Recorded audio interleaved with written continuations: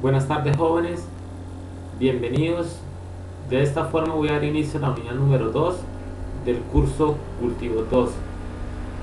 En esta unidad se van a tratar los temas referentes a los fundamentos de la horticultura.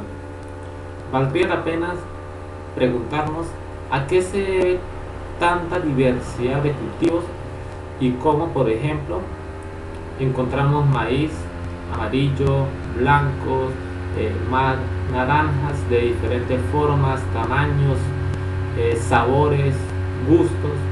Bueno, esto se debe a ciertas variables que ocurren en los cultivos, pero para ellos son factores que en el proceso de domesticación de las plantas, de la selección natural y de otras hipótesis han hecho que ocurran mutaciones, hibridaciones y la creación de esta diversidad o esta variabilidad de especies cultivables. Además, trataremos elementos de cómo han ocurrido las etapas de domesticación de las plantas, porque es que tenemos que tener en cuenta de que las plantas que hoy utilizamos, que nos beneficiamos, que nos proveen bienes y servicios, no han sido toda la vida así, sino que ellas pues vienen de un antepasado que es totalmente diferente y que ha estado sometido a diferentes fuerzas.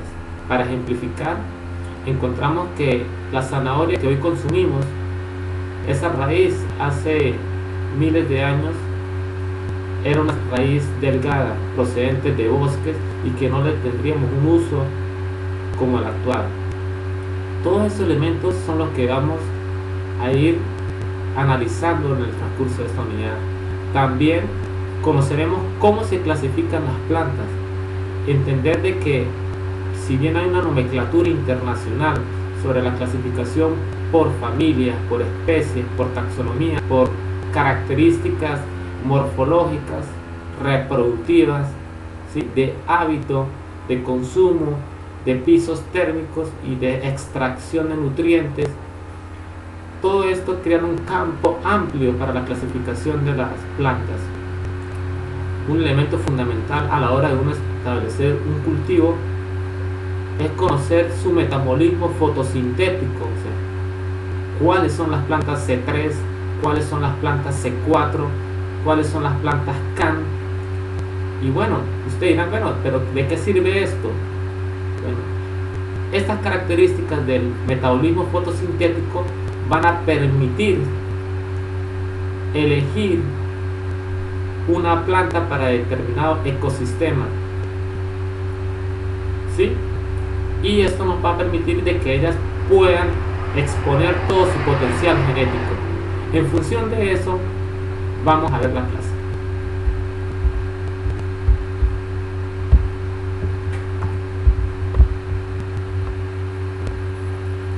Fundamentos teóricos de la horticultura. Primero, debemos comprender qué es hortícola. Según Cáceres 1980, se refiere a este gran grupo de plantas que generalmente es de mano de obra intensiva. En otras palabras, se refiere a todas aquellas plantas del que el hombre obtiene un beneficio, bien sea alimentario, de bienes o de servicios, que sin duda alguna requieren de cuidados especiales o cuidados intensivos para que ellas puedan obtener un producto cosechable o un beneficio en todo su efecto. De allí surge entonces que es una planta hortícola. El mismo autor señala que es aquella que recibe una atención individual del hombre, de acuerdo a las necesidades particulares para que dé el producto esperado. Eso quiere decir que es una planta domesticada por el hombre, al cual cada una tiene ciertos requerimientos edafoclimáticos, de manejos integrados del cultivo, de fertilización, manejo de enfermedades, manejo de plaga, cosecha, post cosecha, sistemas de riego, y que si bien el agricultor, el productor o el profesional ejerce todos estos cuidados, pues sin duda vamos a tener un producto esperado. raíces comestibles, frutos, tallos, hojas, aromas, estética, madera, sostén del suelo, en fin, cualquier utilidad que el ser humano le pueda que el ser humano pueda aprovechar de esta planta. Es por ello de que surge entonces la horticultura, y es entender desde este concepto amplio que no es una ciencia que se reduce a las hortalizas por sus características del nombre. Según Salas Dales Martínez, 1995, es la rama de la agricultura del cultivo de las hortalizas, frutas y plantas ornamentales, cuya propagación mediante un esfuerzo intensivo a ganancias monetarias, productos de consumo o placer personal. Bueno, eso es algo de sentido entonces en lo que lo venía expresando Cáceres. Entonces, es una rama de la agricultura, es una ciencia, es una disciplina que va orientada a la explotación o al cultivo de hortalizas, de verduras, de frutas y de plantas ornamentales, es decir, todas esas plantas de que el hombre obtiene algún beneficio. Según la Universidad de Santiago de Estero, en el 2003, es una rama de la agricultura que se encarga del estudio del cultivo de las plantas hortícolas.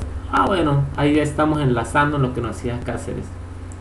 Sencillamente, de aquellas plantas que han sido domesticadas, estudiamos sus características morfológicas, fisiológicas, filogénicas, de manejo integrado del cultivo, y en función de eso pues aplicamos esos conocimientos para que la planta nos tenga algunas ganancias, bien sean monetarias, de consumo o de placer personal. Partiendo de estas dos concepciones, es necesario contrastarla con el diccionario de la Real Academia Española del 2017, indicando que es un conjunto de técnicas, conocimientos relativos al cultivo de huertos y de las huertas. Por lo tanto, eso que es agricultura es conocimiento, es técnica, es saberes que se le aplican a todas estas plantas domesticadas para obtener un producto. Pero es que sencillamente la horticultura pues deriva a tres dimensiones o a tres ramas más.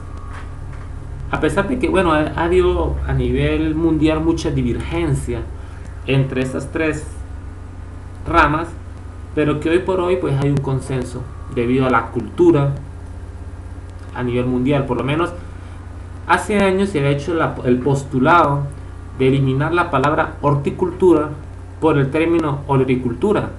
Sin embargo, como en cada país se le da diferentes nombres, hay diferentes concepciones.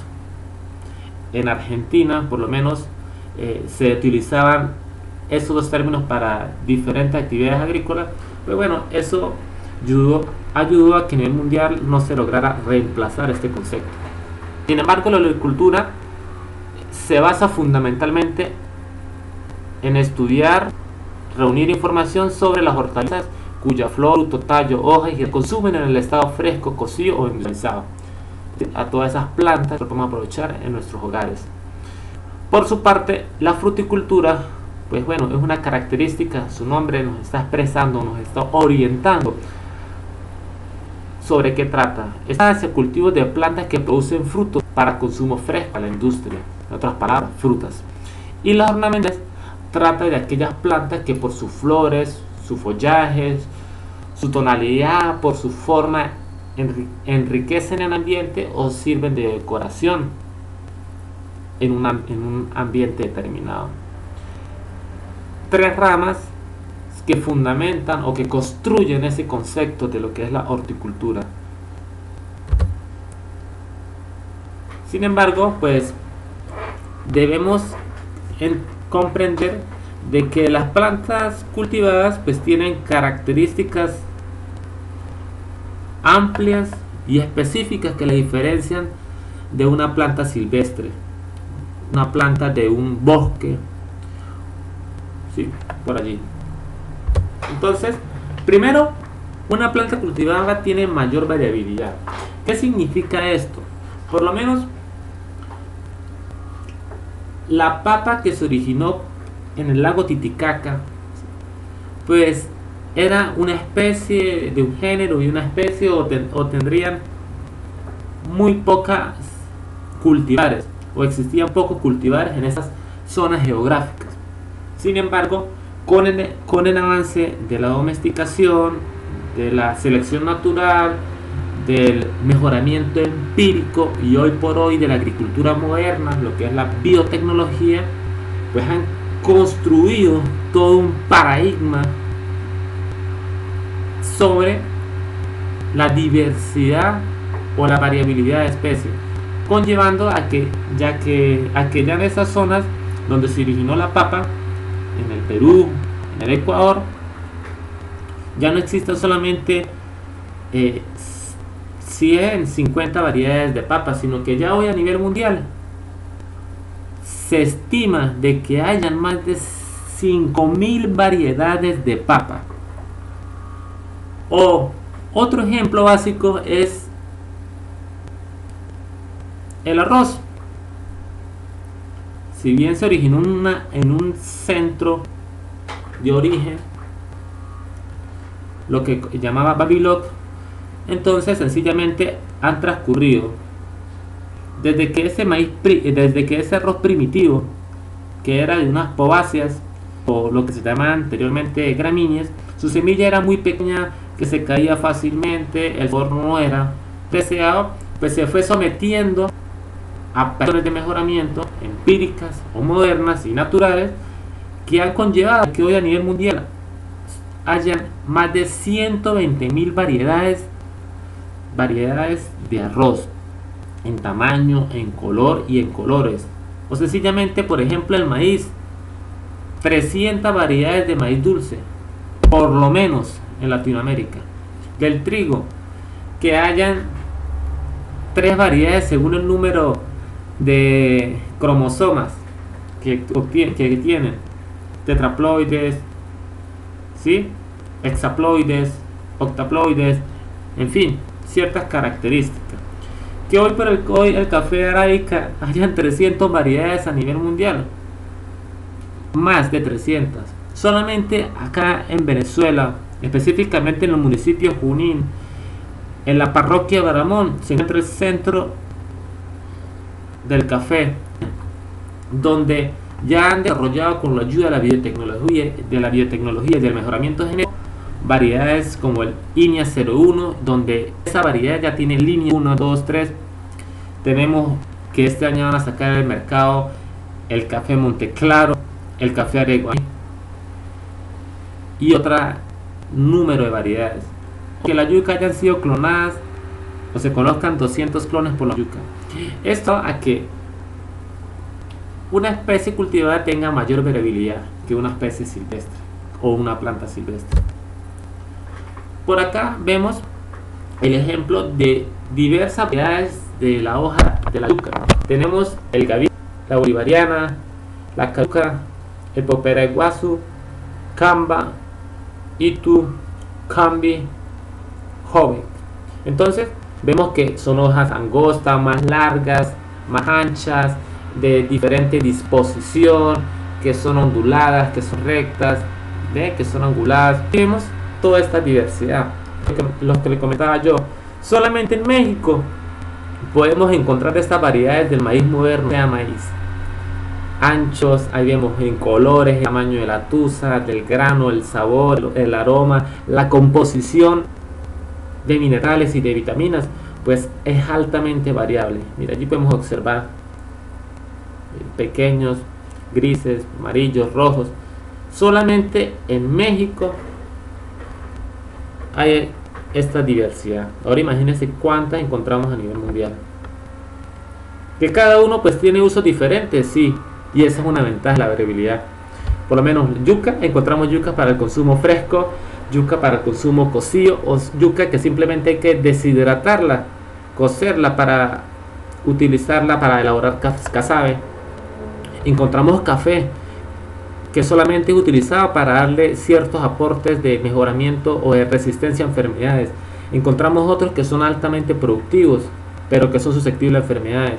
Encontramos otros de que el sabor es el idóneo, pero producen bajas cantidades. Entonces, todas estas características de la especie de café se van cruzando para dar origen a un individuo que tenga alta productividad, sabor, resistencia a ciertas condiciones climatológicas o edafológicas y en su efecto a plagas y enfermedades. De igual forma, en Perú son algunas de las variedades de papa que encontramos. Incluso se presume de que hayan más de 3000 variedades de papa en Perú, porque bueno, es el centro de origen de la papa. Aquí más vemos al taga, el puca, y vemos allí otra serie de papas, formas de combinados, colores, negras, rojas, moradas. Y bueno, sin dudamente altos rendimientos. Entonces, alto rendimiento nos quiere reflejar que sencillamente el maíz primitivo o su parte aprovechable era pequeña, de menor peso y de menor rendimiento, o sea, tenía pocas cosechas. Entonces, ¿qué hicieron el hombre en ese proceso de domesticación? Pues fue seleccionando, o el neolítico fue seleccionando a esas plantas que tuvieran mejores características organoeléctricas, de rendimiento y de calidad, por supuesto. En su conocimiento empírico, pues él fue buscando esa manera de ir mejorando. Hoy por hoy, ¿qué hacemos nosotros? Especialmente los biotecnólogos se encargan de aumentar el tamaño de la parte aprovechable, que tenga mayor peso y un mayor rendimiento por unidad de superficie. Entonces eso se traduce en que el tomate que hoy consumimos sea un tomate grande, que tenga una valla amplia con bastante carnosidad, pero que tenga bajo número de semillas. O imagínense que nosotros consumiéramos plátano y en vez de consumir esa parte carnosa, encontráramos como el plátano primitivo, que fuera un fruto con alto número de semillas. Entonces, esas son características de los altos rendimientos. Para simplificar, encontramos acá una representación gráfica sobre el tomate. Primero, 3 variedades de tomate: el tomatillo, el tomate silvestre y el tomate de huerta. Bueno, vemos que el tomatillo tiene un tamaño menor al tomate de huerta. Vemos de que la parte carnosa aumenta hacia el tomate de huerta, pues el que nosotros buscamos actualmente, el margoble. Entonces encontramos aquí arriba que aumenta el tamaño de cromosomas. Los cromosomas son más amplios, ¿sí? Y por supuesto, si todo aumenta de tamaño, pues las células de la hoja aumentan su tamaño, y ahí lo encontramos en estas representaciones.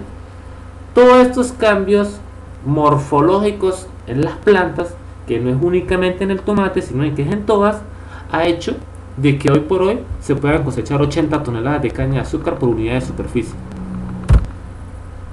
También encontramos riqueza en forma, y es que sencillamente nosotros debemos proveer, o tenemos diversidad, mejor dicho, de cultura a nivel mundial.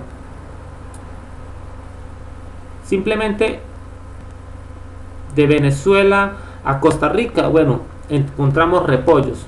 Cada cultura tiene una forma de aprovechar una hortaliza, o tiene una forma de prepararla en la cocina,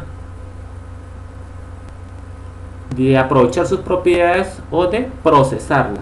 Por lo menos aquí en la imagen vemos una representación gráfica sobre Brassica oleracea en diversidad de formas, estructuras y utilizaciones. Y es que aquí vemos que esta género y especie, pues tienen variedades, y entre ellas tenemos el repollo, los bretones, el berza, el nabocol, el col de Bruselas, el colinabo y el coliflor. Todas son de las familias brásicas, pero cada una tiene ciertas características. Por lo menos el repollo, el follaje es más abundante, una forma en cabeza, es compacto, es firme, diferentes formas, color, encontramos verdes, morados, más claros, matizados. Encontramos aquí abajo los bretones, que dan pocas hojas, anchas y muy reducidas, y se aprovecha para diferentes formas. Encontramos el navecol, y entonces ya no se aprovecha como tal la hoja, sino se aprovecha de su tallo carnoso, ¿sí? Es casi esférico con hojas espaciales. Entonces esto es una característica de darle un uso distinto. Encontramos simplemente el col de Bruselas, que hay yemas en forma de repollo diminutos, o sea, yemas foliares a lo largo del tallo, y son aprovechables. O encontramos simplemente el coliflor. Entonces, lo opuesto al repollo, nosotros utilizamos esa parte, y entonces encontramos un tallo con proliferaciones de follaje blanco y carnoso, que nosotros lo aprovechamos en cocidos, vegetales salteados, en cremas, en fin, en diferentes, que se consume cocido, pero entonces el repollo se consume crudo. Pero usted me podría decir, en Asia se utiliza de esta forma. Bueno, esto permite aprovechar toda esa diversidad de formas, de estructuras, de sabores, de colores, de características organoeléctricas. Las semillas no caedizas es un elemento fundamental. Acá en la imagen o en la representación gráfica encontramos el trigo, Triticum astium. Entonces, todas las plantas con semilla, ¿sí?, tienen una característica. Imagínense de que ustedes van a sembrar caraota, y obviamente ustedes aprovechan de la caraota, de la planta de caraota, es el grano. ¿Qué ocurriría si esa planta de caraota, antes de que usted cosechara, o mejor dicho, antes de que la vaina madure, ya las semillas estuvieran cayendo, se cayeran al suelo para invernar y germinar? Pues sencillamente usted no podría aprovechar esa parte. O en el caso del trigo, que estuviera una estructura morfológica diferente a la actual, y con el simple maduración precoz del grano no se pudiera aprovechar, o que usted más nada cuando está arrancando la planta o cosechando, se abrieran las vainas o las brácteas y se cayeran los cotiledones, y usted pues sencillamente no obtendría un beneficio, porque al final y al todo lo que nos interesa de este tipo de plantas es el grano, y si no hay un aprovechamiento de él, pues nuestra rentabilidad económica, alimenticia y otras no sería la deseada. Por lo tanto, pues se han tratado, o en ese proceso de domesticación, de elegir plantas que sencillamente coincidan la maduración del fruto con el envejecimiento de la planta, o que las vainas de la caraota se mantengan cerradas incluso después de que el fruto ya haya, el grano o el cotiledón ya haya madurado. Estas características de selección natural y selección empírica han determinado el favorecimiento de la recolección de que hoy el hombre pueda cosechar maíz firme, trigo y no se le caigan los granos, caraota, lenteja, mangos, en fin, lentejas o cualquier otro tipo de granos que sencillamente lo puede aprovechar. Y esto pues ha determinado de que hay un material superior. Siempre se trata de buscar de que el material sea el de mejor tamaño y que tenga las características deseadas para yo poderlo aprovechar. Una duración uniforme. Bueno, que si yo sembré una hectárea de caraota o de arroz, todas plantas maduren más o menos a la misma edad y que el fruto dure más tiempo arriba de la planta. Estando más adherido, pues sencillamente puedo ejercer una recolección manual o en su efecto mecánica y aprovecho sin duda alguna el grano. Y por esto, un elemento crucial es el largo periodo de vida de la semilla. Necesitamos una semilla que pues pueda estar en estado de latencia, porque de qué nos sirve entonces si está bien, la planta mantiene las semillas maduras en su estructura, pero no la podemos aprovechar porque, bueno, sencillamente la siembro y ya el embrión murió y no obtengo peces. Entonces estos son elementos característicos de las semillas no caedizas. Ahora, con respecto a los cambios en los medios de difusión, aquí encontramos un frijol específicamente de la variedad Flor de León. Elementos que favorecen la dispersión, lo que hablaba anteriormente, la semilla no caediza. Pero también tenemos una estructura morfológica de la semilla. Sencillamente, puntos como la característica de que la semilla tenga una maduración precoz o una maduración igual a la vaina. Y diversos mecanismos de dispersión en plantas. Bueno, ya sencillamente la planta mantiene mayor tiempo a las semillas allí y permite que las protejan y puedan dar origen a otras seres. En el fondo vimos que las fabáceas de grano, el hombre ha escogido aquellas en que las vainas se abren tardía y maduran casi al mismo tiempo. Bueno, sencillamente lo que hablamos con las semillas no caedizas. A mí me interesa es que en el frijol la vaina madure tarde y que el fruto madure precozmente o madure igual que la vaina, porque es que si la vaina abre antes de que el fruto madure, pues entonces es un grano verde que yo no lo puedo dar una utilidad como la actual, y aparte de eso estoy afectando la dispersión y la germinación, porque la semilla cae verde con baja nutrición, el embrión no se ha desarrollado y obviamente pues la planta o la semilla no va a germinar o no va a emerger esa planta. Son elementos fundamentales de las plantas cultivadas. Cambio en la estructura. Bueno, sencillamente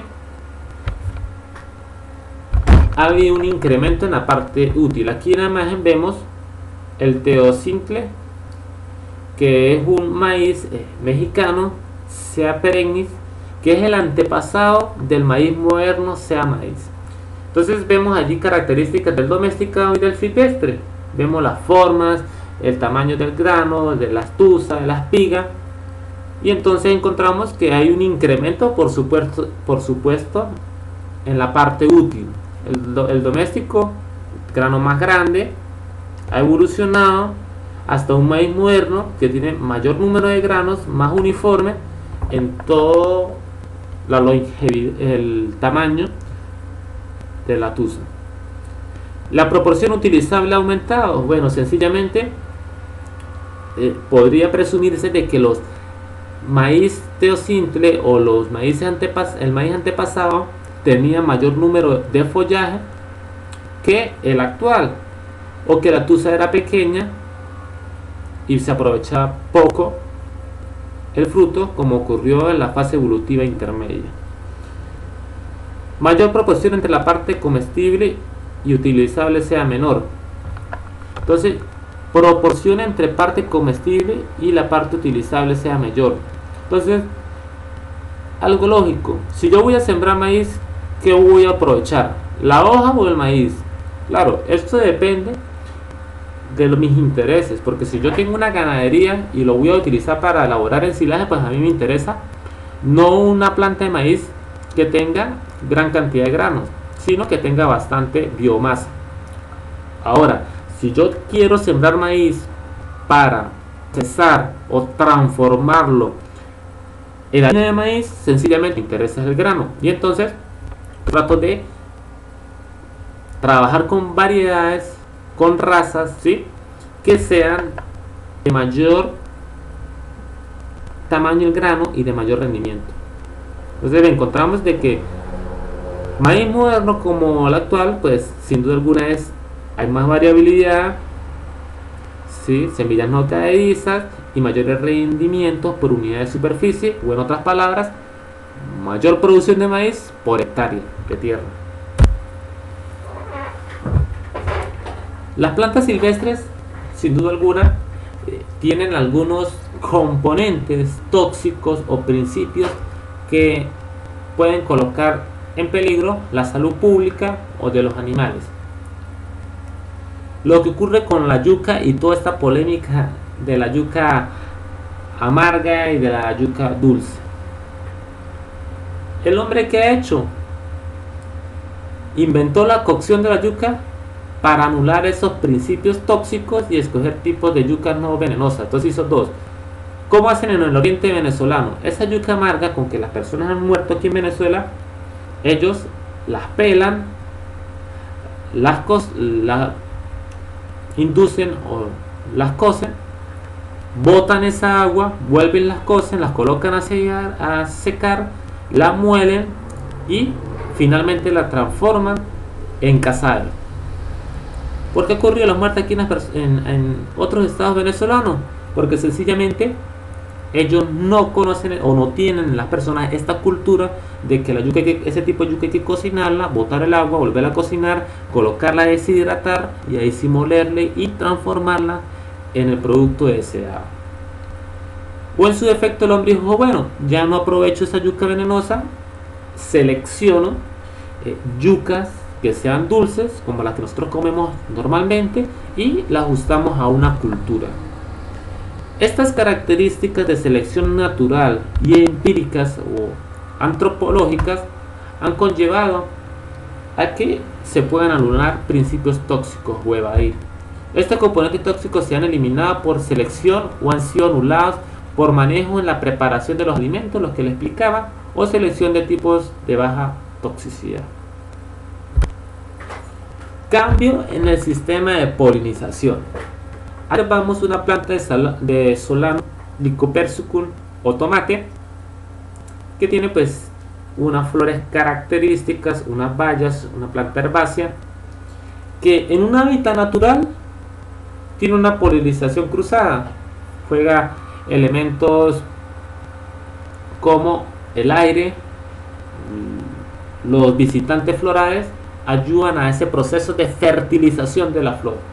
Sin embargo, en un hábitat artificial donde se ejerce cierta manejo de plagas y enfermedades, pues hacen de que no haya ese proceso de polinización cruzada o se siembre plantas de que no tengan polinización cruzada, y entonces sencillamente se han desarrollado líneas de autofertilización. Entonces ya tenemos flores hermafroditas y que ellas mismas se pueden autofertilizar y no requieren de algún agente polinizador. Todos estos cambios han determinado la gran variabilidad de plantas que hoy aprovechamos. Cuando hablamos de vigor, aquí en las imágenes encontramos una imagen de Solanum tuberosum de papa, donde se han hecho ensayos con diferentes bioestimuladores o bioreguladores de agentes biológicos. Entonces encontramos que se han aplicado Bacillus subtilis en ciertos cultivos de papa y se ha observado un crecimiento más uniforme y vigoroso. Entonces pues sencillamente se han utilizado ciertos seres vivos para estimular el crecimiento de la planta. Una planta vigorosa, aquella planta que tiene un mayor crecimiento, que tiene una mayor resistencia a condiciones climáticas, que tiene una uniformidad en forma, que es más precoz y que sin duda alguna pues más activa. Y entonces vemos que el vigor es una característica cualitativa y vemos que es en los seres animados, bien sea plantas o bien sea animales que se encuentran con un poder físico pleno, con fortaleza, con energía, con vitalidad para cumplir cómodamente, con holgura sus necesidades vitales. Entonces ese tipo de planta de que sencillamente se siembra y podemos determinar de que ella es una planta con ciertas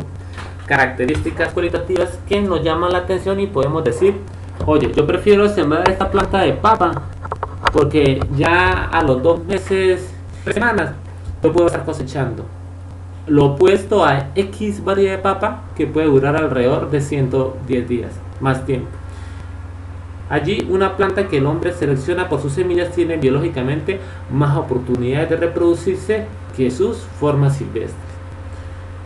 El hombre ha seleccionado empíricamente o biotecnológicamente plantas que tengan mayor vigor. Esto nos garantiza de que tengan un mayor porcentaje de germinación y mayores probabilidades porque se le dan mejores manejos, mejores cuidados. Tipos anuales derivadas de perennes. El algodón, las formas anuales permitieron propagar el cultivo hacia zonas extratropicales donde los días más cortos no permitían florecer en los algodones perennes. Bueno, hubo ciertas etapas en la historia de la humanidad, y específicamente de la agricultura, donde se sembraba un algodón que era perenne, que duraba varios años. Los días eran más largos, había mayor características, más incidencia de radiación solar y él cosechaba, chévere. Pero con estos procesos de la globalización, de la colonización, se llevaron a otras áreas geográficas de este tipo o esta variedad de algodón. Y sin duda alguna hubo un fracaso porque ya no había ese fotoperiodo, esa horas de luz que necesitaba la planta y no florecía, no cosechaba. De allí pues cuando empezaron a hacer esas mutaciones o emergieron estas nuevas plantas anuales, se fueron clasificando para diferentes trópicos. Cuando me refiero a trópicos, sencillamente en Sudamérica y en Norteamérica y Centroamérica hay diferentes cultivares de algodón que se adaptan a esas características de latitud, de climatología. No es igual sembrar en una zona algodón que tiene estaciones a una donde no hay estaciones, sino solamente hay un periodo de sequía y de lluvia. Aberración reproductiva. Bueno, todo esto de aberración reproductiva han determinado de que hayan ciertos cultivos de plantas tropicales mundiales donde sencillamente ocurre una clonación. Por X o Y circunstancia, una planta que no se pueda reproducir por sus semillas, ya sea porque tiene una carga cromosómica diferente, porque son infértiles, porque se pierden ciertas características fenotípicas o genotípicas, o porque nos interesa aprovechar, ¿sí?, el potencial genético de una especie, han conllevado a que ocurran aberraciones como la clonación o la reproducción asexual. Aquí en la imagen vemos una representación gráfica de la caña de azúcar Saccharum officinarum, donde se propaga sexualmente por esquejes o brotaciones yemas axilares que se llama fitómero, y de esta forma desde la planta madre podemos obtener hijos que son idénticamente a ella con sus características productivas, a diferencia que si se reproduce por semilla pues hay un cambio en su composición genética y esto alteraría la productividad o los productos que el ser humano espera. Entonces vemos de que todos esos elementos han conllevado a que haya tanta diversidad dentro de las especies y que cada país pueda atender una soberanía alimentaria o tenga diferentes culturas, tanto en la agricultura como en el aprovechamiento de los alimentos. Entonces hay factores y procesos en la domesticación de las plantas que han jugado un rol importante en la historia de la humanidad. Primero, la habilidad del hombre para escoger, manejar y conservar las especies. Entonces encontramos un hombre que primitivo, donde se dedicaba a ir a la caza, donde tenía a la caza, que iba persiguiendo los animales, los mataba, los aprovechaba, pero que después fue cambiando a la etapa neolítica o el hombre neolítico, aquel hombre que ya comenzó a una vida sedentaria y comenzó a la cría de animales domésticos, ¿sí? En un establo, en ciertos perímetros de establos, ya comenzó a establecer zonas de siembra de cultivos, huertas, y todo esto ha conllevado a que las plantas hoy por hoy sean domesticadas. Por supuesto, la riqueza de especies de un espacio geográfico determinado. Es lógico comprender de que en las zonas donde hay más variedad de especies, de diversidad de plantas, es donde hay una mayor riqueza de especies vegetales. Aquí podemos ver una representación gráfica sobre lo que fue ese hombre neolítico y la domesticación de las plantas, ¿sí? Como la vida, sus chozas, comenzó a desarrollar la agricultura, la transformación de los alimentos a través de la molienda, el pulido de la piedra, zonas de pesca, principales animales domesticados, los tejidos, la fabricación de vasijas. Todo eso conllevó a que el hombre dijera, bueno, yo voy a tomar esas semillas que provienen de X bosque y las voy a sembrar en mi huerta para no tener necesidad de estar rondando, caminando más por el bosque, buscando esas áreas, o sencillamente para yo obtener mayor cantidad de ese alimento deseado. Allí podemos ver una mujer pues cosechando maíz, arroz, perdón, y nos refleja eso. Tal vez en los bosques habían bajas cantidades, pero era un alimento más apetecido y por eso se fue domesticando, se llevó allá, se sembró, hay mayor alimentos y se fueron propagando los de mayor rendimiento y de calidad. Entonces, lo que les comentaba anteriormente, las áreas donde se originan el mayor número de plantas cultivadas son las llanuras amazónicas, cuencas del Congo, selva del sureste de Asia, isla Oceanía y las zonas montañosas. Esto a las características tropicales de localización geográfica y de diversidad de especies. Por lo tanto, esto nos lleva a la conclusión que las mayores concentraciones de la especie y las plantas superiores, antofitas, ¿sí?, se hallan en estas zonas. Y bueno, el proceso de domesticación de las plantas ha ocurrido, según León, en 3 etapas. Una es selección de material silvestre. Bueno, ¿en qué consistía? Inició la agricultura en el Neolítico. Entonces ya el hombre dijo, yo no voy a ir a caminar ya más a bosque, me voy a dedicar a tomar ciertas semillas o ciertas plantas y las voy a aprovechar para la alimentación. Sencillamente iba al bosque, cosechaba, ¿sí?, y obtenía sus alimentos. Pero había un problema. Él llegaba a un sitio geográfico, cortaba todo, cosechaba todos esos alimentos y explotaba las plantas. Tanto así que se agotaban los alimentos en esa área y decía, bueno, ya me voy de este sitio A del bosque a un sitio B donde encuentro los mismos alimentos. Y un elemento fundamental o determinante es que él no aprovechaba las semillas para la propagación. O sea, solamente él iba, cosechaba, pero no le interesaba propagar. Porque bueno, sencillamente no sabía que esos órganos de la planta eran para la reproducción. Y esto pues determinó sencillamente hambrunas con frecuencia, porque bueno, se agotaban en ciertas áreas los alimentos, que tocaban caminar centenares de kilómetros, mayor desgaste físico,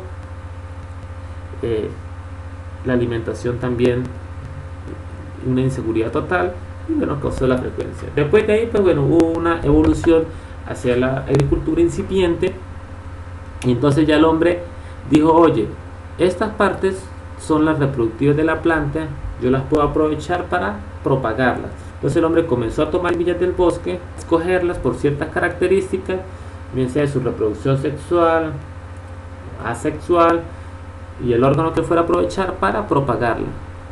Claro, era una selección rudimentaria, no era por rendimiento, sino por lo que a él le gustara o le proveyera cierto placer.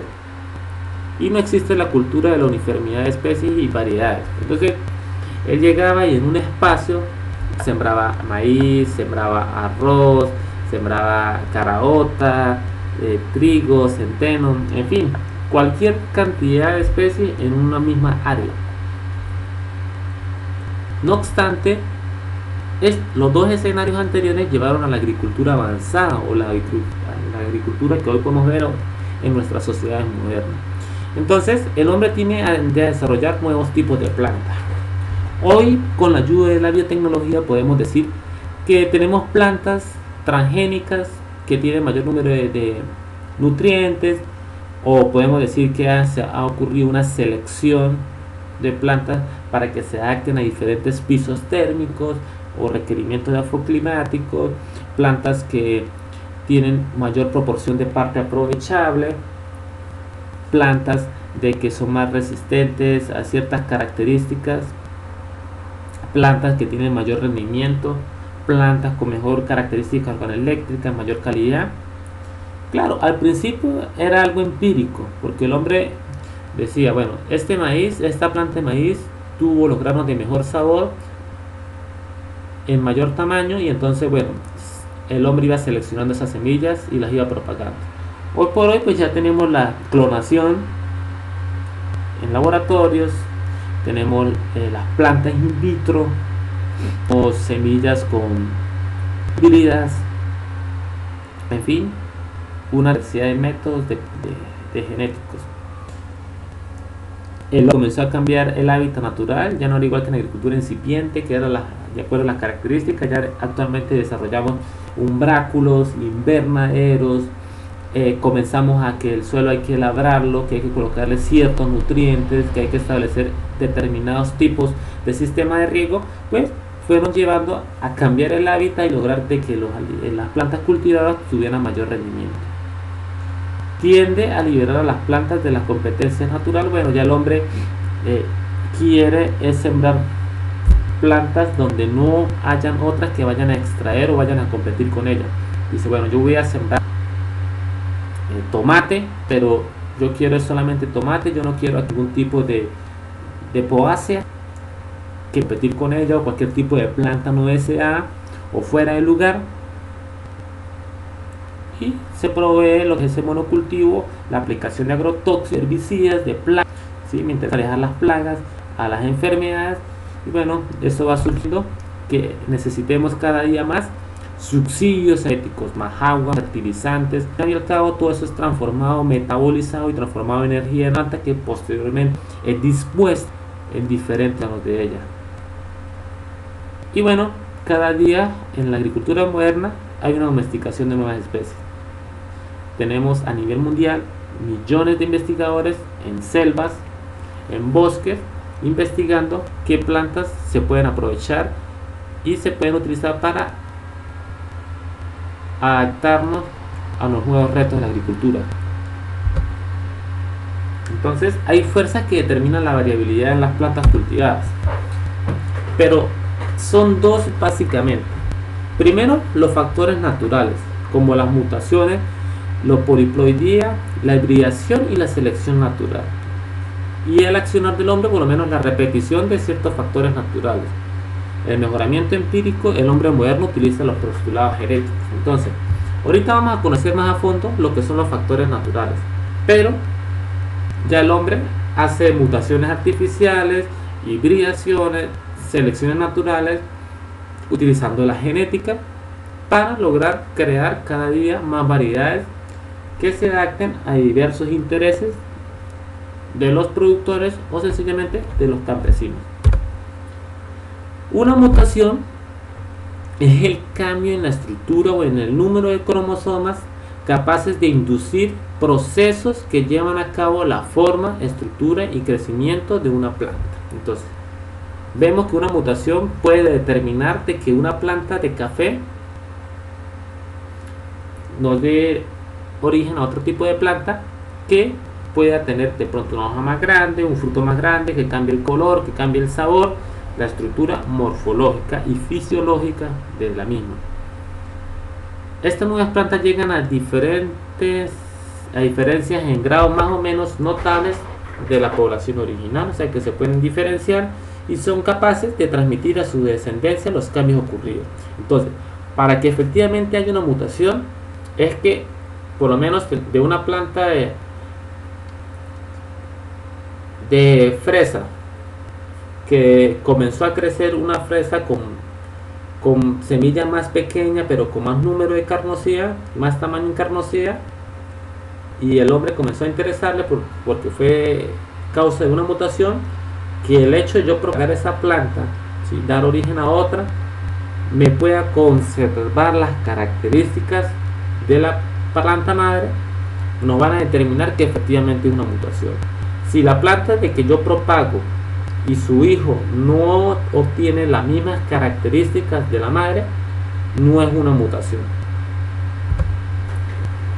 Hay diversos tipos de mutaciones, principalmente se determinan en mutaciones génicas o de punto, que son cambios en una sección diminuta del cromosoma.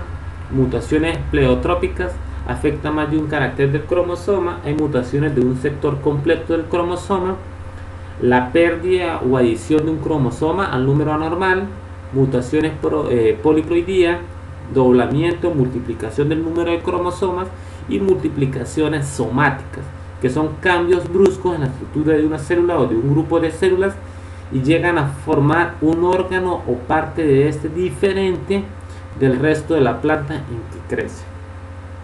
Todas estas características de mutaciones han contribuido a la variabilidad de las plantas cultivadas. Ya vamos a comenzar a analizar y estudiar cada una de ellas.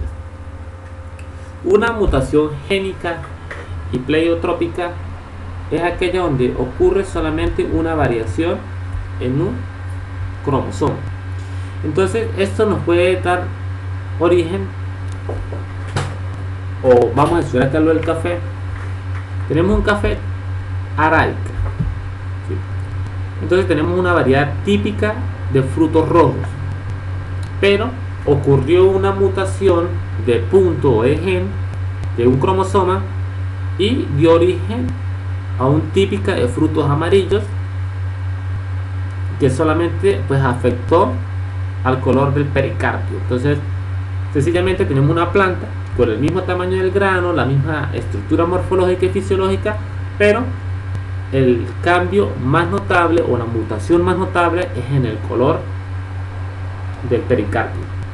O sencillamente tenemos, aquí está en la gráfica A, en la gráfica B tenemos otro cofia arábica, pero el maragogipe, que es un variante también a un solo cambio genético, pero de expresión pleiotrópica, que afecta entre otros caracteres el tamaño y la forma de hojas y fruto. Entonces en ese tipo de mutación pleiotrópica pues hubo un cambio en más cromosomas, ¿sí?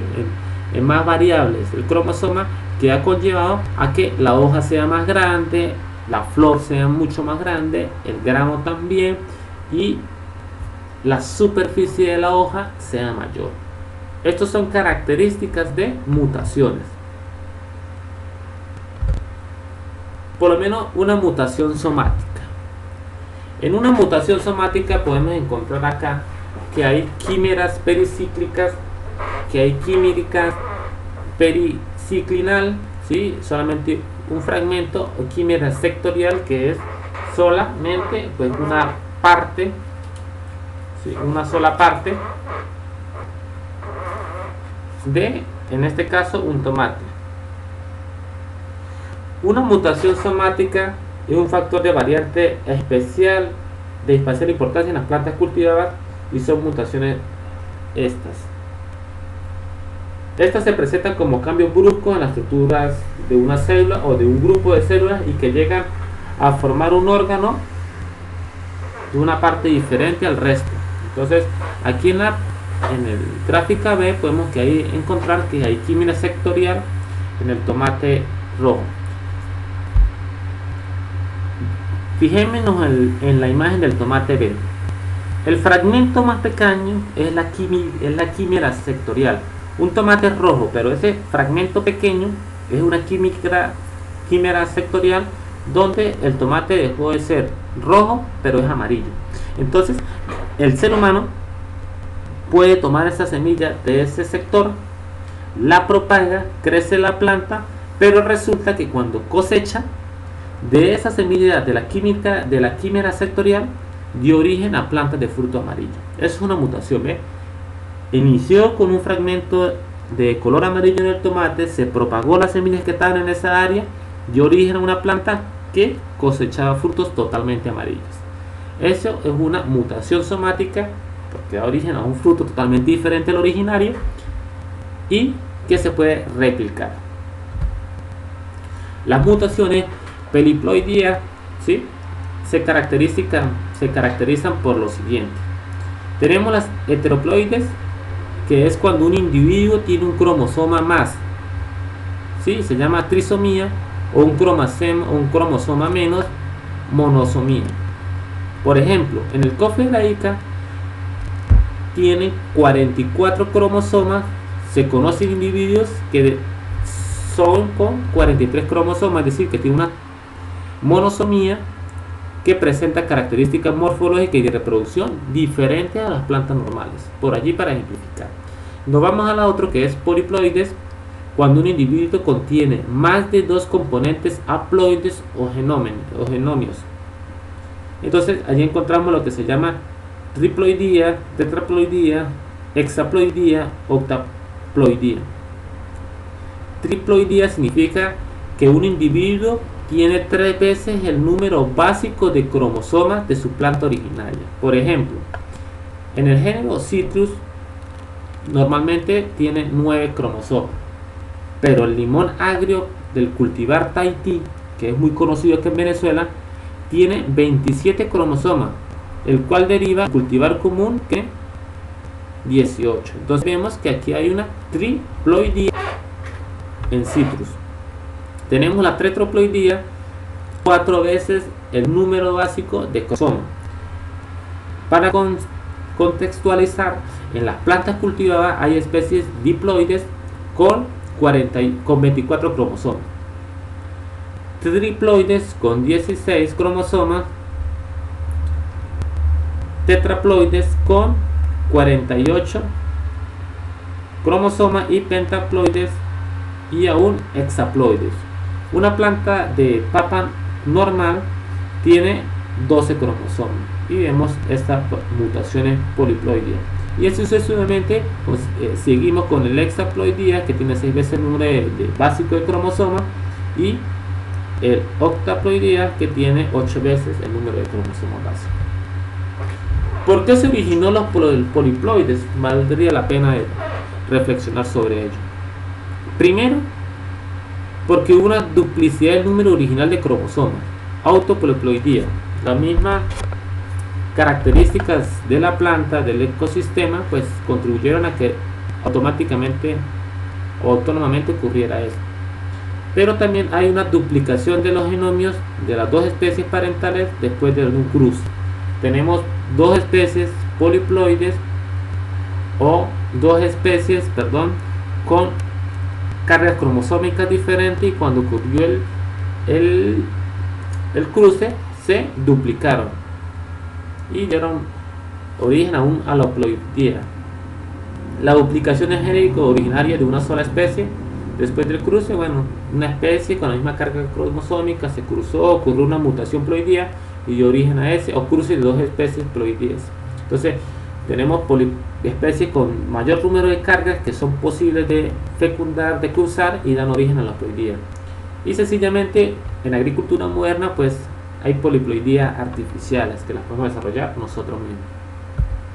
Entonces, el origen de las plantas cultivadas. Hoy encontramos de que a nivel mundial las plantas cultivadas en diferentes paradigmas o diferentes teorías que nos hablan sobre de las plantas cultivadas. Algunos consideran, de acuerdo a las colocaciones que se fueron propagadas, se hacen un estudio de dónde fueron los sitios que propagaron las plantas, de dónde vinieron, y de esa forma se va determinando cómo ocurrió ese proceso de origen de las plantas. No obstante, nosotros vamos a trabajar con los estudios más notables y completos sobre el origen de las plantas cultivadas, que se deben a Vavilov, que nació en 1886 y murió en el año 1942, quien dirigía para entonces el Instituto de Fitotécnica de Rusia. Él sencillamente realizó una serie de viajes a nivel mundial para ir comprendiendo de dónde eran originarias las plantas, a lo que él llamó los centros de origen de las plantas cultivadas. Si bien por su metodología, por los resultados que él logró obtener, fue una hipótesis que cambió rotundamente en el año 1936 todas esas teorías que habían sobre el origen de las plantas cultivadas.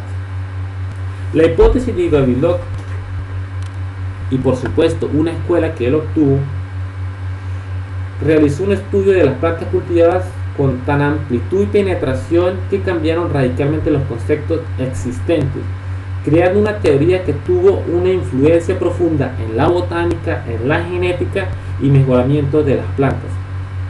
Con base a expediciones que recorrían gran parte del mundo y recolectaron el material más abundante y completo, Vavilov estableció una serie de principios para determinar el área de origen de las plantas cultivadas. El criterio que usó y que llamó método de fitogeográfico diferencial lo presentó ante el mundo en el año 1926. Dicho método consistió en lo siguiente, para tener claro nosotros de por qué él hace estos enunciados. El primero fue clasificar las plantas cultivadas por especies lineales, y en esta los grupos genéticos que componen, utilizando los datos que aportaban la sistémica, la morfología, la genética, la citología y la inmunología. El 2, localizar la distribución geográfica de estas especies en el pasado, en épocas en que las comunicaciones eran diferentes. 3, establecer dentro de una especie la composición varietal por grupos hereditarios. 4, limitar las áreas geográficas de distribución de variedades o cultivos de una especie y señalar la región en que se presenta más variación. La riqueza de concentraciones de variedades, particularmente de carácter endémico, sería indicación de un centro. 5. Confirmar, captar tales centros mediante el estudio de la distribución de especies afines, silvestres o cultivadas. 6. Determinar la distribución de los caracteres dominantes y recesivos. 7. Confirmar las conclusiones fitogeográficas con los aportes de información arqueológica, histórica y lingüística. Estas fueron los 7 postulados o los 7 métodos que utilizó Vavilov para lograr conocer los centros de origen de las plantas cultivadas. Los centros de origen que Vavilov ubicó los podemos ver en el mapa mundi que se presenta en la diapositiva. El primero era China, abarcando las montañas del centro y este de la China y las tierras bajas vecinas. El 2 fue la India, incluyendo Burma y Assam, y excluyendo Punjab y la región norte. Dentro de esta India encontramos el 2A, ¿sí? Aquí lo vamos a ver a mano derecha, incluyendo Indochina y el archipiélago Mayo. El 3, Asia Central, incluyendo la parte de la India, Bhutan, Afganistán y la parte rusa. 4, tenemos el cercano oriente, incluyendo Asia Menor, Transcaucasia, Irán. Y el 5, tenemos el Mediterráneo, que abarca España hasta Siria. 6, Etiopía. 7, México y Centroamérica. 8, Suramérica, incluyendo Ecuador, Perú, Bolivia. Dentro de estas octava encontramos dos vertientes. La 8A es Chiloé, una isla vecina del litoral chileno del sur, y el B, Brasil y Paraguay. Estos fueron los principales centros de origen que postuló Vavilov. Aquí encontramos en esta gráfica que en China es originario el trigo alfanfor, los babúes, los coles, los riabor, los ajos, la cebolla, la albaricoque, la ciruela, los citrus, las especias, el lich, el persimmon, el tun, los rábanos, el cáñamo, el té, el camfor, el ramio y otras. El ramio es una forrajera muy utilizada hoy en día para la elaboración de alimentos concentrados. Simplemente, según Vavilov, en esta zona geográfica se originaron 136 especies de plantas cultivadas. En la India, varias especies de frijoles, amarantos de grano, berenjenas, los pepinos, el taro, el ñame, el mango, varios cítricos, el tamarindo, la caña de azúcar, 2 especies, y ajonjolí, algodones, árboles asiáticos, quena, rosella, pimienta, cardamomo, canela y otras. En esta área 117 especies originadas. Indomalasia, llames, jengibre, árbol de pan, numerosos frutales, el coco, la caña de azúcar noble, el nuez mascota, el clavo de olor, el abacac y otras 55 especies originarias. Asia Central, trigos, lentejas, guisantes, lino, zanahorias, ciertas especies de ajo y cebolla, espinacas, perales, manzanos, almendros, avellanos y otras 42 especies originarias. Cercano Oriente, ciertas especies de trigo, cebada, centeno, avena, alfalfa y trébol, varias bráxicas oleríferas, melón, granado, cerezo, castaño y otras 83 plantas originarias. Mediterráneo, ciertos trigos, avena, habas, tréboles, mostazas, olivos, remolacha, repollo, achicoria, ruda, diabarbo, anís y otras 84 plantas originarias. Etiopía, algunas especies de trigo, millos, ajonjolí, café, ocra y otras 38 especies originarias. México y Centroamérica, maní, frijoles, amaranto, cutáceas, camote, chiles, aves, papaya, aguacate, zapotes, cacao, tabaco y otras 49 especies originarias. Chiloé, papa, madia, fresa, otras 4 especies originales. Brasil y Paraguay, yuca, maní, hevea, mate, varios frutales y otras. Estas fueron algunas de las especies que se originaron en esos centros de origen.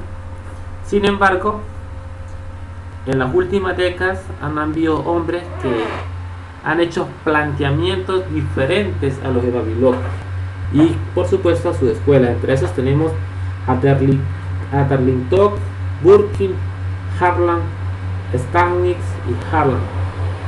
Han hecho aportes considerables al concepto de los centros de origen de las plantas cultivadas.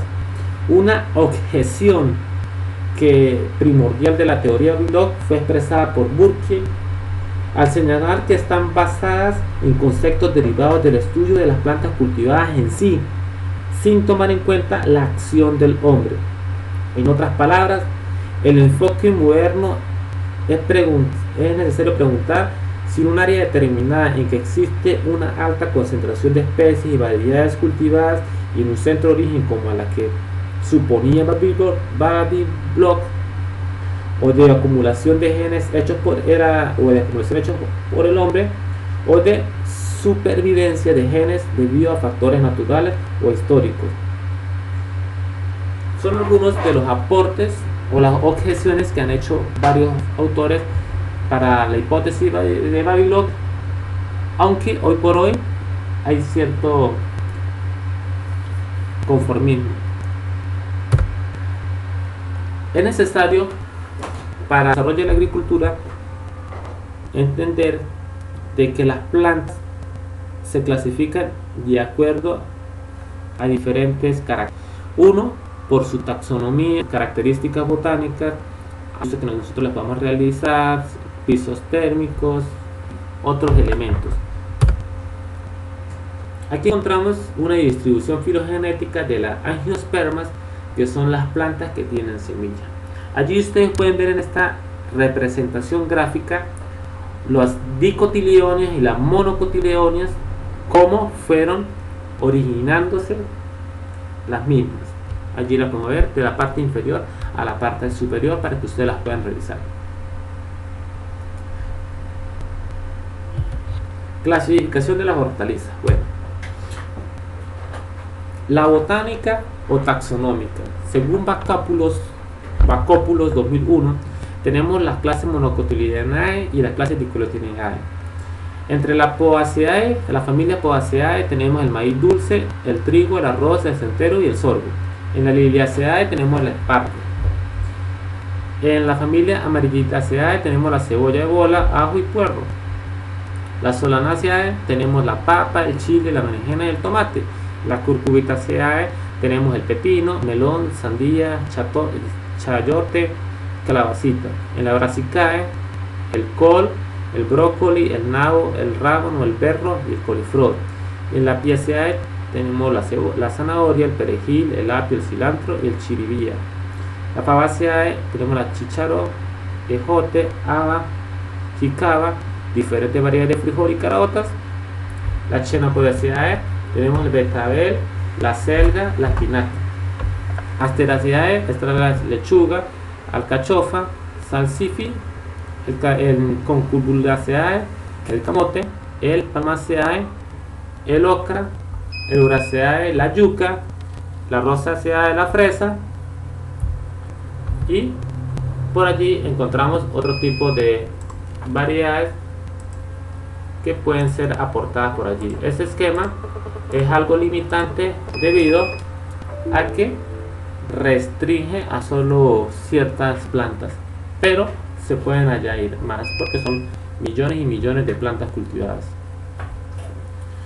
De acuerdo a su ciclo de vida, Alcázar 2010 se pueden clasificar en plantas anuales, bianuales y perennes. En las anuales, el pepino, el tomate, el chile, la papa, el frijol, el haba, el brócoli, el mostaza, entre otros tipos de hortalizas. Bianuales, el nabo, el coliflor, el rábano, el perejil, el apio, el betabel, la selga y otras. En perennes, el berro, el ajo, el chayote, el camote y el espárrago. De acuerdo a su reproducción y la Facultad de Agronomía de la Agroindustria de la Universidad de Santiago Estero en el 2003, pueden ser clasificadas por semillas: plantas con semilla, que se propagan con semillas: tomate, pimienta, cilantro, melón, zanahoria, berenjena, auyama, auyama,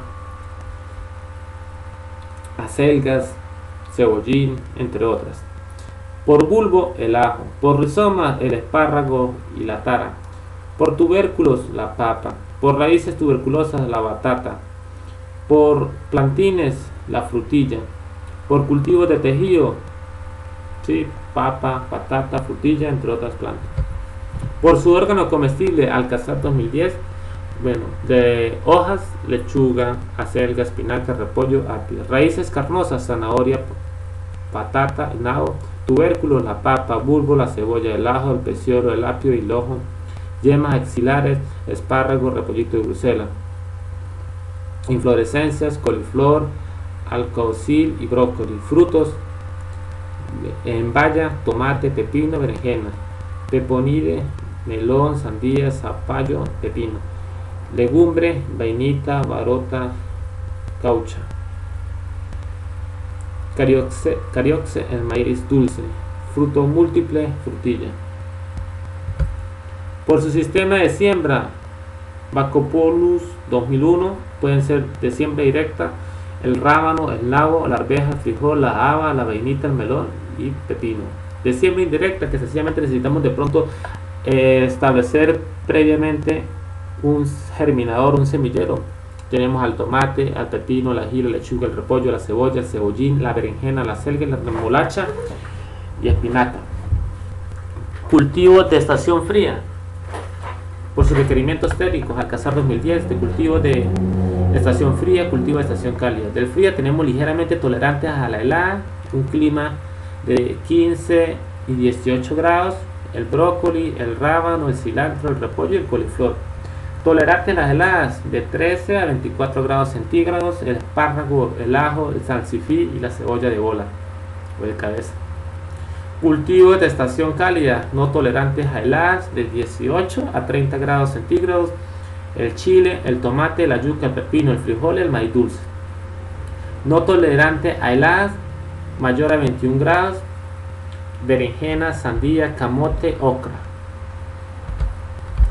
Por su tolerancia a la salinidad, Alcázar 2010, o las características edáficas de una zona geográfica, tenemos sensibles a la salinidad, el frijol, la cebolla y la zanahoria. Moderadamente sensibles a la salinidad, la lechuga, maíz, nabo, apio, tomate y brócoli. Moderadamente tolerantes, o sea que aceptan la salinidad, el betabel y la calabacita. Por su tolerancia a la acidez. Entonces encontramos acá que hay otra clasificación también de salinidad, así es, que es la que postuló Bacopolus, que es ligeramente tolerantes, de un pH de 7 a 6 potencial de hidrógeno, el brócoli, la lechuga, la selga, el coliflor, el berro, la cebolla, el apio, el repollo y la alcachofa. Moderadamente tolerante, entre 7 a 5 potencial de hidrógeno, maíz dulce, frijol, haba, nabo, perejil, pepino, mostaza, cilantro, zanahoria, rábano. Muy tolerante, de 6 a 4 potencial de hidrógeno, papa, yuca. Por el tipo de nutrientes que extrae del suelo, Alcázar 2010, cultivos que son donantes de nutrientes al suelo: el frijol, la haba, la lenteja, alfalfa, el trébol, ejote. Cultivos que son poco extractores de nutrientes del suelo: la papa, la cebolla, el ajo, el rábano, el nabo y la remolacha. Cultivos que son muy extractores de nutrientes: el maíz, el trigo, melón, el col, el chile, lechuga, zanahoria, acelga, apio. Hortalizas que se pueden clasificar por su contenido de agua: Bacopolus 2001. Hortalizas que tienen mayor del 90% de agua: el pepino, el apio, la lechuga, el rábano, acelga, chile, repollo, calabaza, cebolla y coliflor, que tienen entre 80 y 90% de agua: alcachofa, zanahoria, ocra, perejil, betabel, frijol, melón. Menor 80% la papa, maíz dulce, ajo, col, salsifí, camote. Ahora vamos con la clasificación de los frutales. Primero, una clasificación botánica de los frutales de hojas perennes, de Varona 2000. Primero están los monocotiledoni y están los dicotiledoni. La familia Araceae tenemos el cocotero, el pijibaye, palma africana; Bromeliaceae, piña; Musaceae, banano; Moraceae, árbol de pan; Proteaceae, nuez australiana; Anonaceae, chirimoya, guanábana, anona blanca; Myrticeae, nuez moscada; Lauraceae, el aguacate; Rosaceae, níspero y fresa; Fabaceae, tamarindo; Oxalidaceae, carambola; Rutaceae, limón, lima, naranja, mandarina, toronja. Malpighiaceae, Nance aceroro, Anarcadiaceae, marallón, mango, jocote, Sampidaceae, pulanzan, liche, mamón, rubatán, seso vegetal, Curuciaceae, magotán, mamey, Flacourteaceae, ciruelo del gobernador, Passifloraceae, granada real, granadilla, maracuyá, Caricaceae, papayo, Myrtaceae, guayabo, cas, manzana, Zapotaceae, el zapote, Olaceae, el olivo, Rubiaceae, el cafeto, Solanaceae, naranjilla. Ahora con la botánica de las frutales con hojas caducíferas. Baroana 2000.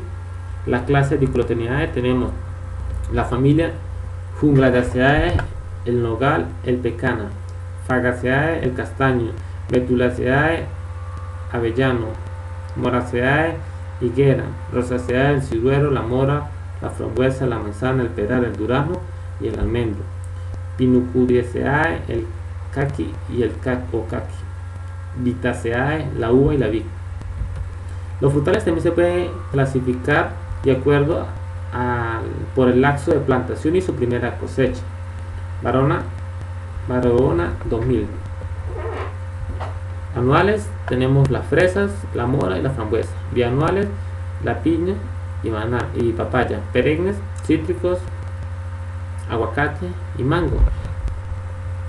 Cultivos que comienzan a dar sus primeras cosechas más de 2 años, los perennes, entre 1 y 2 años la piña y el papaya, y entre menos de 1 año la fresa, la mora y la frambuesa.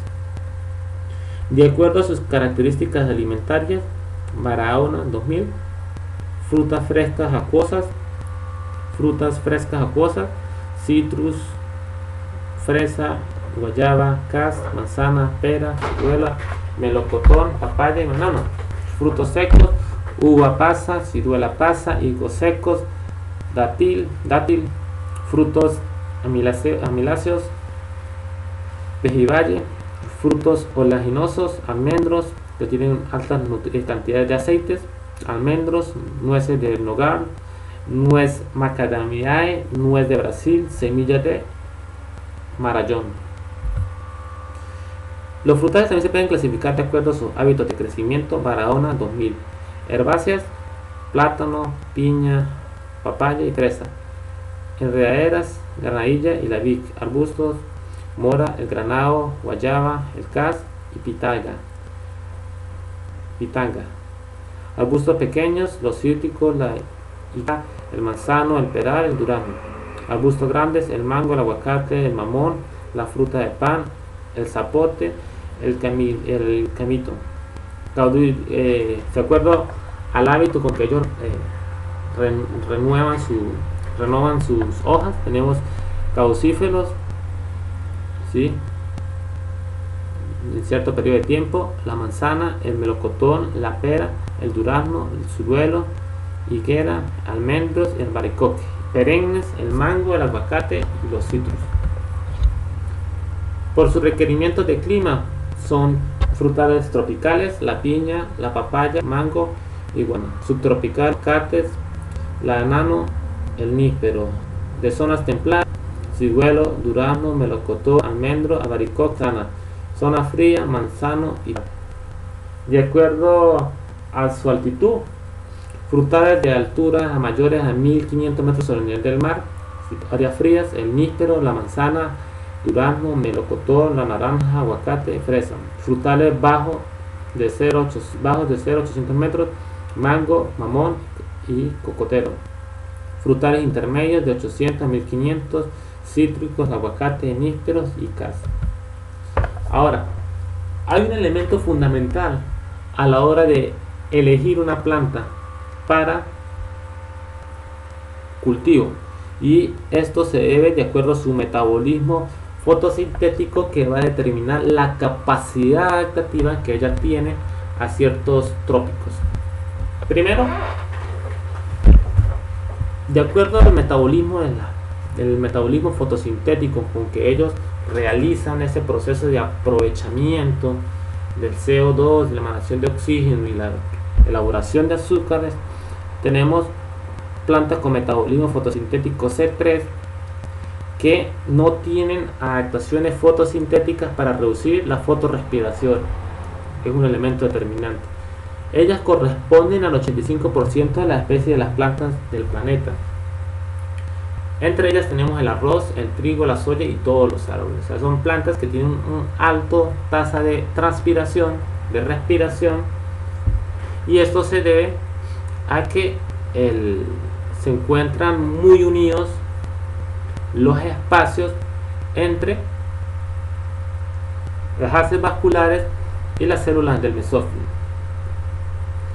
Tenemos los metabolismos C4 y son las que ocurren las reacciones de dependencia de la luz y el ciclo del Calvin, se separan físicamente. Entonces ya esas son plantas que ejercen algún metabolismo para reducir la fotorrespiración. ¿Cómo lo hacen ellos? Bueno, sencillamente se separan los haces vasculares del mesófilo, de la célula del mesófilo. Hay una mayor separación y encontramos de que este tipo de plantas hacen de que el proceso de elaboración de nutrientes se den por separado y por lo tanto haya una merma en la reducción de la fotosíntesis. Este tipo de plantas corresponden al 3% de todas las plantas vasculares, como el garranchuelo y la caña de azúcar y el maíz.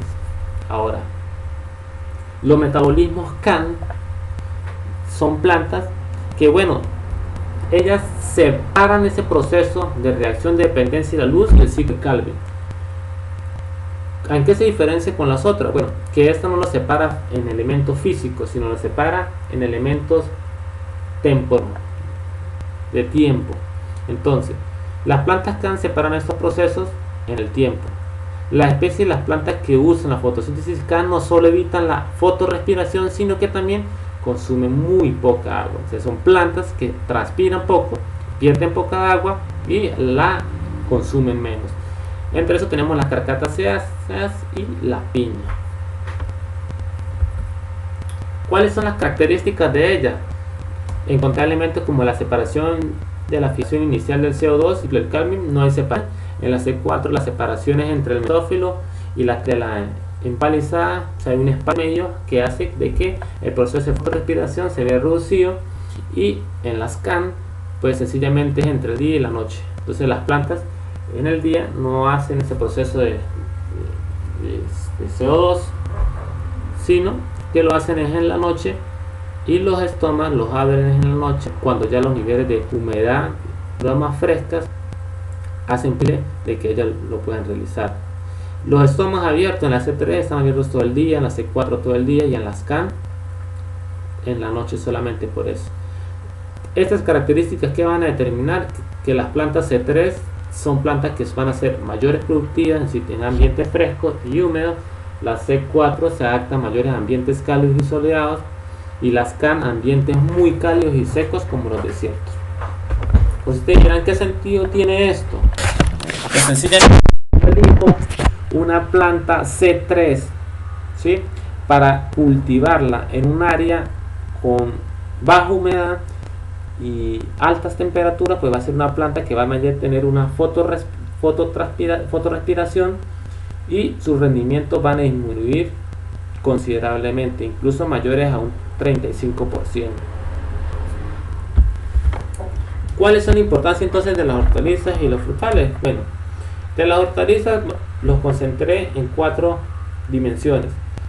Una ecológica, que el cultivar hortalizas permite diversificar los cultivos. Yo puedo sembrar diferentes especies asociadas, incluso plantas, árboles perennes, y puedo garantizar una producción constante todo el año con diferentes productos que llevan al mercado, que me permite ejercer una rotación o sucesión de cultivos.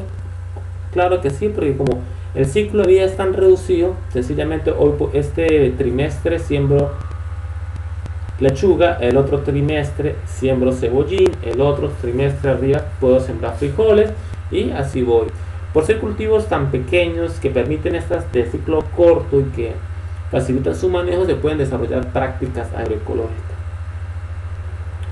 En lo social, pues el aprovechamiento racional de la mano de obra son plantas que nos permiten que las personas que nosotros vayamos a emplear puedan tener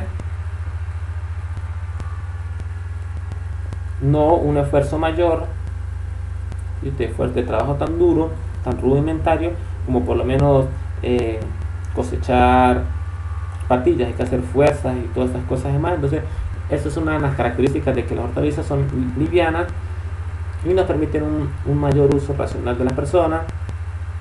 Hay un empleo constante, como son producciones diversificadas, todas las semanas se puede estar sacando un tipo de cultivo. Y una fuente de empleo directo e indirecto. ¿Por qué? Bueno, directo porque yo puedo contratar personas que me trabajan en el campo. Indirecto porque es una producción o las hortalizas nos permiten dinamizar los otros sectores productivos. Económica, las hortalizas contribuyen al desarrollo de una nación, emplean, permiten productos para la distribución nacional y exportación. Hay la posibilidad de mercados internacionales porque sencillamente se pueden cumplir con los criterios de exportación de, por ejemplo, lechugas o de cultivos que por lo menos no se den en China y Venezuela los pueda cultivar, se pueden exportar a esas zonas geográficas. Y como lo dije, capital de exportación, capital de importación dinamizan los demás sectores productivos. Alimentarias, pues bueno, son ricas en vitaminas y minerales, tienen bajo contenido de grasa, hay una diversidad de utilización, las personas lo pueden crudas, cocidas, al vapor, en diferentes presentaciones. Hay una valiosa por su palatabilidad y el volumen para los perros calientes, las hamburguesas, todo eso se pueden utilizar y son altamente apetecibles, importante para el sistema digestivo. Las frutas proveen de fibra necesaria para el adecuado funcionamiento de los intestinos, del colon y de ciertos nutrientes. Entonces, la importancia de los frutales ecológicos, pues son cultivos permanentes, son cultivos que si se desarrollan con un adecuado manejo agronómico pueden permanecer en producción por 10, 15, incluso hasta 20 años. Favorecen el empleo de un sistema de riego eficientes como por goteo o riegos localizados, a diferencia de las hortalizas que en su mayoría se riegan por aspersión. Como son cultivos permanentes, requieren muy baja mecanización del suelo y es un elemento a tener en cuenta para la conservación de la vida suelo. Permiten el desarrollo de prácticas agroecológicas. Como son cultivos que están a mayores densidades, que requieren no requieren manejos tan intensivos, nos permite desarrollar por lo menos prácticas de trampeos de plantas, de plagas y enfermedades por alelopatías, por hormonas, por colores, por radiaciones, entre otros tipos de prácticas. Social, aprovechamiento racional de la mano de obra. Hay la posibilidad de establecer maquinarias, de crear turnos rotativos para el manejo, oportunidades de empleo a todas las escalas y una producción tecnificada que va a promover diferentes profesionales al servicio del campo. En lo económico, una producción de base de numerosas empresas. Simplemente no se trata de que ejemplo, naranja solamente se va a consumir naranja, sino que se puede llevar a una transformación, se le puede dar un valor agregado y eso va a dinamizar los mercados nacionales e internacionales. Tiene una elevada rentabilidad siempre y cuando se le realice un manejo integrado del mismo. Ocupación de gran mano de obra, sin duda alguna que sí, personas que manejen maquinarias, que manejen producciones, que hagan clasificaciones, manejos de manufactura, todo lo demás, todo lo que él requiera. Cultivos permanentes, ingresos permanentes, producción apta para las exportaciones, eh, Sudamérica y Centroamérica, especialmente Colombia, se han convertido en unos países con mayor exportación de aguacate hacia Asia. Y eso se debe pues a las características de los suelos de Colombia, que hace que el aguacate tenga un excelente desarrollo potencial genético y podrían ser tomados en cuenta en mercados internacionales. En alimentaria pues son ricas en vitaminas, minerales, en azúcares, en contenido de agua. Hay diversas utilizaciones, podemos consumo crudo, en dulces, en jugos, en cualquier otros elementos o factores elementos que se pueden utilizar. Y tienen altos contenidos de agua, contienen antioxidantes que son necesarios para el sistema inmunológico y son importantes para el sistema digestivo. De esta forma, pues doy concluida la unidad número 2 de cultivos 2 del Instituto Pedagógico Rural Gervasio Rubio y los invito a participar en la prueba escrita que está disponible en la plataforma de Schoologic y en comentar en el foro si tienen alguna inquietud sobre esto para ir realizando las aclaratorias. Los dejo con un mensaje de confusión. Elige un trabajo que te guste y no tendrás que trabajar ni un día de tu vida. Feliz tarde, saludos.